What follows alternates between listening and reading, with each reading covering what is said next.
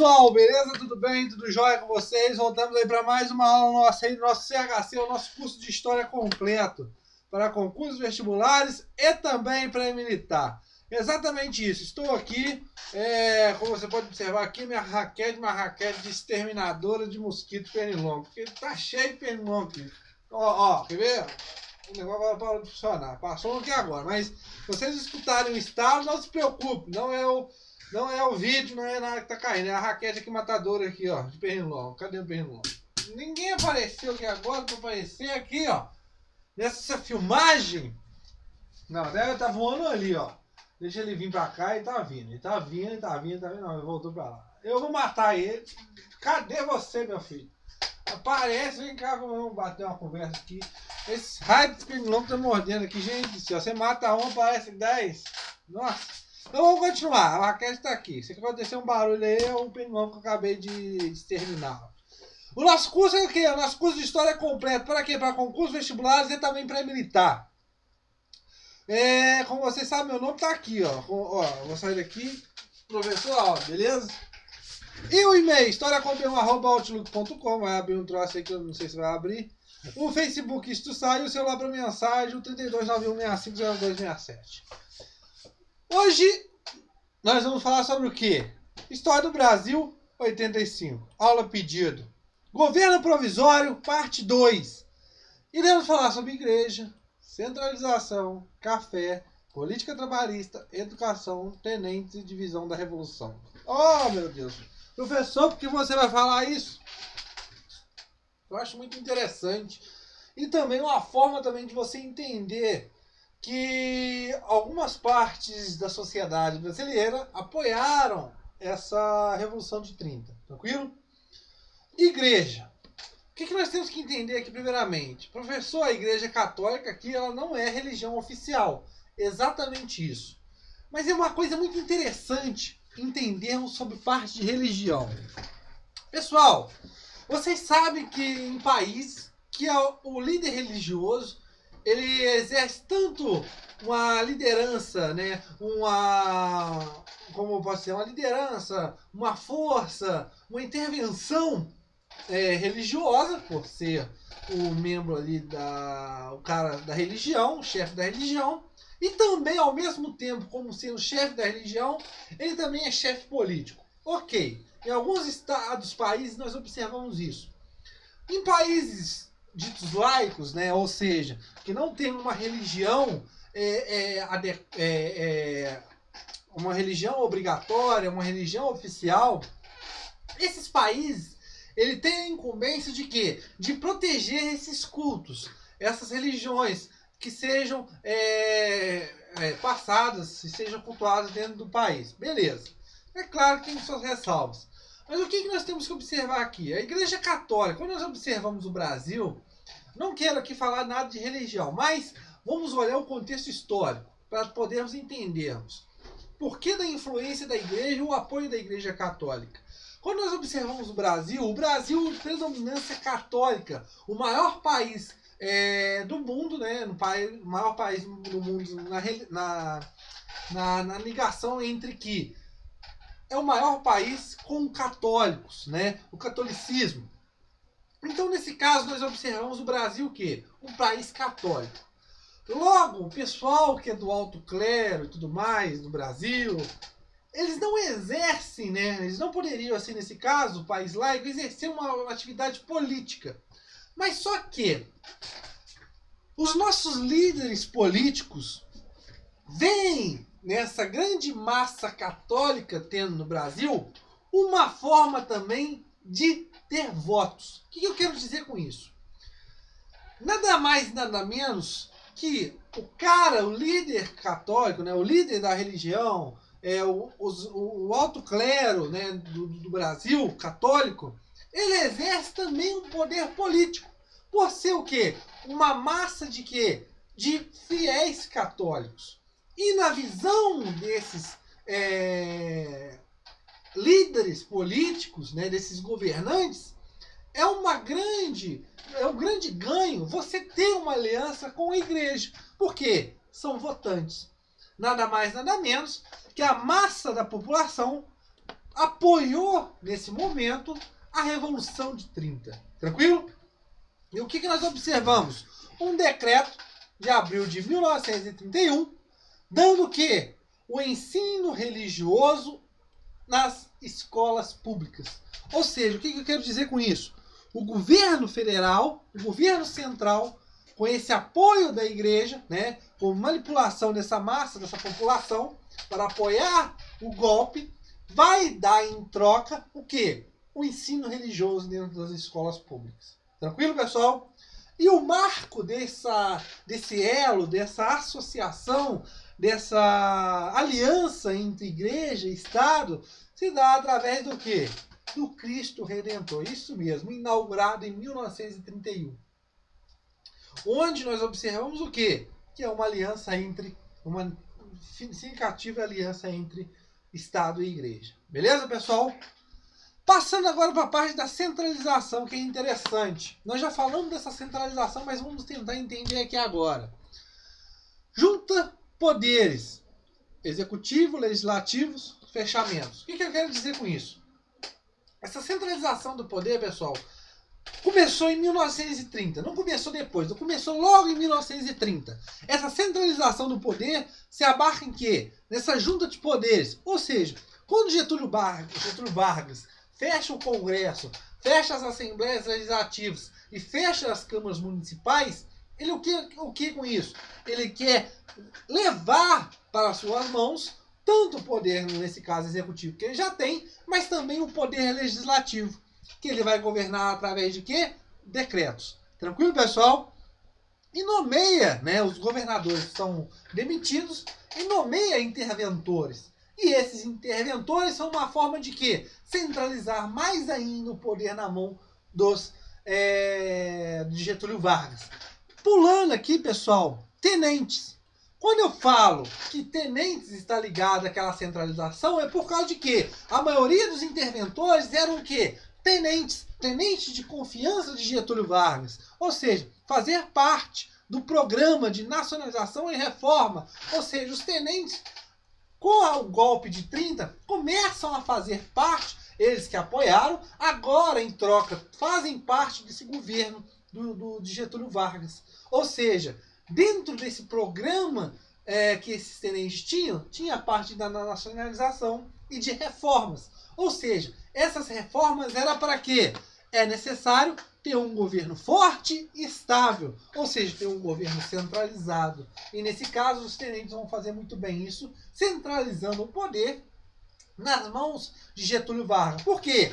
Os tenentes eram uma arma contra o predomínio oligárquico. O que eu quero dizer com isso para vocês? Os interventores, eles nada mais, nada menos, não são chefes que vão governar aqueles estados, mas sim pessoas que vão lutar a favor de Getúlio Vargas contra a predominância, contra a influência regional de certas oligarquias. É uma forma de quê? Centralizar o governo. Dentro desses interventores, pessoal, nós vamos observar que Getúlio Vargas vai controlar eles através de quê? Do Código dos Interventores. O que seria esse Código dos Interventores? Uma subordinação direta desses interventores a Getúlio Vargas e também empréstimo que esses interventores poderiam pegar no exterior só mediante autorização do governo central. Então o que nós observamos aqui? Uma grande centralização do poder. Getúlio Vargas, pessoal, começa a fazer essa centralização no começo de 1930, né? no governo provisório, que vai consolidar essa centralização, vai chegar ao auge dessa centralização quando? No Estado Novo. Tranquilo, pessoal, que nós vamos ver na nossa próxima aula, nas nossas próximas aulas. A política do café é muito interessante nós observarmos o que? Não pode abandonar. É de suma importância que Getúlio Vargas não poderia virar as costas para os cafeicultores. Por quê? Muitas oligarquias que estavam descontentes com o governo que vinha durante a Primeira República apoiaram Getúlio Vargas. E é uma forma de quê? É um dos mais lugares aqui que você consegue tirar mais receita para o Estado, para o governo central. O que você observa aqui? O objetivo é o quê? Agora, aqui um aqui, ó. Viu? Ah, peguei ele. Voltando aí ao raciocínio aí raciocinado, o objetivo era o quê? Centralizar agora a política do café nas mãos do governo central. Por quê? O Instituto do Café de São Paulo. Quando nós observamos lá aquelas modificações na política do café, com emprego maior nos interesses dos cafeicultores paulistas, nós observamos o quê? O Instituto do Café de São Paulo. Ou seja, a política do café estava unicamente nas mãos de quem? Dos paulistas. Como Getúlio Vargas está centralizando o poder, essa forte potência econômica, vamos dizer assim, do Brasil nesse momento, o café, Getúlio Vargas quer também nas suas mãos. E ele vai fazer através de quê? Cria o Conselho Nacional de Café e depois o Departamento Nacional de Café. Ou seja, centralizando o objetivo o quê? Centralizar nas mãos do governo central, a partir de 1931, ok? Medidas não novas, mas por causa, nossa, faltou um P aqui, da crise. Essas medidas, pessoal, não são medidas assim novas, revolucionárias. Ah, meu Deus, vamos fazer essas medidas e tudo mais. Não, são medidas que eram para ser feitas por causa de quê? Por causa da crise de 29. Eram medidas que deveriam ser tomadas, beleza? E essas medidas seriam o quê? A compra do café, a queima desse café, por quê? Essa compra do café e a queima do café era uma forma ou de outra, essa compra do café por parte do governo central, levando assim os estoques, já tinham sido feitos e estavam sendo feitos, era uma forma de quê? Diminuir, reduzir a oferta desse café no mercado. Ou seja, tentar diminuir essa oferta para que o preço da saca do café voltasse a subir. Você vai ter a queima desse café, desse estoque, para tentar diminuir essa oferta dentro do Brasil e fora para o mercado externo. Essa queima do café, pessoal, vai acontecer até 1944. Estima-se, pessoal, que o tanto de café queimado poderia suprir a demanda do mercado internacional por 3 anos. Olha o tanto de café que foi queimado. Tranquilo, pessoal? As políticas trabalhistas, muito interessante. Várias fases. O que eu quero entender com vocês, o que eu quero falar para vocês sobre isso? Inovadoras do anterior. As políticas trabalhistas, pessoal, elas aconteceram em fases diferentes dentro do governo de Getúlio Vargas. Mas só que nós temos que observar o quê? São políticas trabalhistas que são inovadoras para aquele momento. São políticas trabalhistas que antes, mal ou menos, tinham feito avanços sobre isso. Tranquilo, pessoal? E é muito interessante nós observarmos aqui que essas políticas trabalhistas, elas valiam para o quê? Trabalhadores urbanos. Isso mesmo. É como dizer, a política trabalhista valia da porteira para fora. Ou seja, os direitos trabalhistas valiam da porteira para fora. Ou seja, da porteira para dentro. Na parte rural, se você quer levar políticas, direitos trabalhistas para trabalhadores rurais, é uma forma de que você ir contra a esses produtores. E é um grande apoio dessas oligarquias que Getúlio Vargas tem. Tranquilo, pessoal? O grande auge, né, dessa política trabalhista é a criação do Ministério do Trabalho e da Indústria e Comércio em 1930, em novembro de 1930, se eu não me engano. Aí dentro desse tinha o caráter de quê? Proteger o trabalhador. Eita, nós estamos vendo tudo. Proteger o trabalhador. E também organizar alguns aparelhos administrativos no intuito de intervir, de mediar brigas, conflitos entre empregados e empregadores, as chamadas juntas de conciliação e julgamento. Tranquilo? Aí dentro dessas políticas trabalhistas nós temos o quê? Ganhos. Como o quê? 8 horas de jornada de trabalho, férias, direitos para trabalhadoras mulheres e também menores, entre outras coisas. Beleza, pessoal? Dentro dessas políticas trabalhistas, pessoal, nós vamos observar os sindicatos. E é muito interessante, pessoal. Os sindicatos, nesse momento, eles são uma forma de quê? Uma forma de que o governo vai tentar controlar esses sindicatos. Ou seja, levar uma legislação para esses sindicatos. De uma forma de que trazer esses sindicatos que sejam, nesse caso, controlados pelo governo federal. Único por categoria. Ou seja, o sindicato, para ser criado, ele tem que ser único em uma determinada categoria.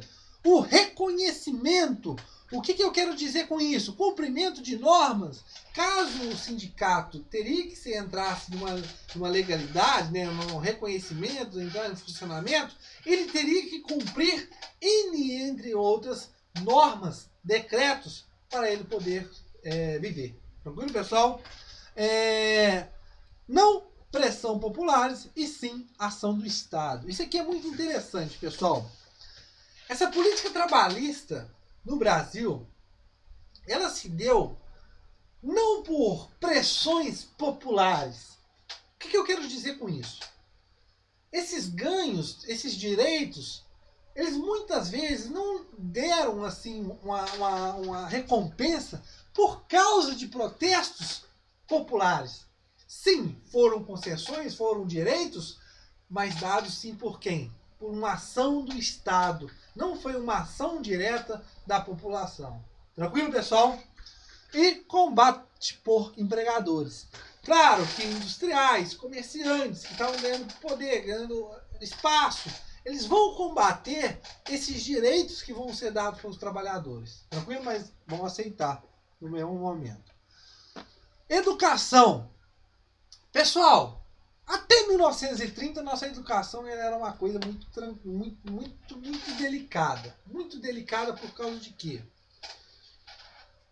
De 1920 você tem algumas propostas de modificação e regulamentação e entre outras coisas da educação. Só que nada vai para frente. Só a partir de 1930 que você observa modificações dentro do ensino. E essas modificações, pessoal, elas são modificações que vão levar não para uma forma universal e tudo mais, vai abranger muita gente. Não, vai ficar ainda restrito para algumas partes, mas já é um grande avanço. Um marco disso é a criação do Ministério da Educação e Saúde. Você observa, pessoal, que a política educacional ela ficou essencialmente na mão de jovens mineiros, como que Gustavo Capanema, Francisco Campos, são pessoas que lideravam essa parte do ministério. Tranquilo? Os tenentes, como eu já falei, já observamos, os tenentes eles vão nesse meio da centralização e tinham propostas de reformas, e essas reformas eram meio de essas reformas se concretizassem, tinha que ser um Brasil centralizado, um Brasil estável. Então são políticas aí também de centralização. Beleza? A divisão da Revolução. É muito interessante isso aqui porque dentro dessa Revolução de 1930, pessoal, outra mais um aqui, ó, peguei, mais um. Dentro dessa Revolução de 1930, pessoal, nós observamos o quê? Revolucionários e não revolucionários. O que eu quero dizer com isso? Você tinha pessoas que eram a favor dessa Revolução, pessoas que não eram a favor. Dentro desses últimos, os revolucionários, né, em partido aí os revolucionários, né, você tem o quê? Os constitucionalistas e os semiconstitucionalistas. O que eu quero dizer com isso, pessoal? Que é muito interessante para vocês observarem. Uma coisa interessante. Dentro dos constitucionalistas, nós temos o quê? As ideias de quê? Eleições livres, uma Constituição, liberdades, entre outras coisas. E etc. Os semiconstitucionalistas, você tem quem? Mais ideias autoritárias. Ou seja, o Brasil tem que ser uma nação moderna. E essa nação moderna tinha que ser num prazo curto. Então esses semiconstitucionalistas, eles queriam que um governo mais forte, um governo mais autoritário, para que o Brasil conseguisse ser uma nação moderna. Tranquilo? Nada mais, nada menos, esses semi-nacionalistas irão criar o Clube 3 de Outubro. Beleza, pessoal? Na nossa próxima aula, continuaremos falando mais sobre Getúlio Vargas. Essa tal da chamada Era Vargas. Se eu não me engano, nós iremos falar sobre a outra Constituição do Brasil, que vou pegar mais um pernilongo aqui, peguei. Tá? Mais um que já foi para a cidade do Espejunto, tem mais um voando aqui. Mas na nossa próxima aula nós vamos falar sobre o quê? Se eu não me engano, Constituição de 1934. Beleza, pessoal? Um abraço aí, na nossa próxima aula voltaremos. Valeu!